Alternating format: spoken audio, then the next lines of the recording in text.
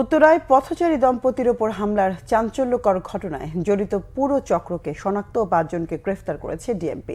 এক ব্রিফিংয়ে তথ্য জানানো হয়েছে। ডিএমপির উত্তরা বিভাগের ডিসি রনক জাহান জানান, মোটরসাইকেলে থাকা 3 জন মেহবুল হাসানের সাথে তর্ক শুরু করে এবং এক পর্যায়ে তাকে মারপিট শুরু করে। সে সময় ভিকটিম দম্পতি আশপাশের লোকজনের সহযোগিতায় আক্রমণকারী একজনকে ধরে ফেলে ও মোটরসাইকেল আটক করে। এ সময় ফোন করে সে তার আরও কয়েকজন সহযোগীদের ডেকে নিয়ে আসে। তারা দেশীয় অস্ত্র রামদা সহ ঘটনাস্থলে এসে উপস্থিত জনসাধারণের মধ্যে ভয়ভীতি সৃষ্টি করে রামদা দিয়ে মেহবুল হাসানকে এলোপাতাড়ি আঘাত করতে থাকে।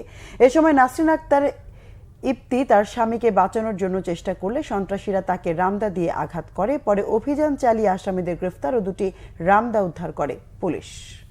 তো আসামিদের তথ্য মতেই আমরা পরের দিন আলফাজ ওরফে শিশির নামে একজনকে আব্দুল্লাপুর থেকে গ্রেফতার করি এবং পরবর্তীতে তার দেওয়া তথ্য মতে আমরা সজীব এবং সাইফ এই দুজনকে আমরা পরবর্তীতে টঙ্গী এবং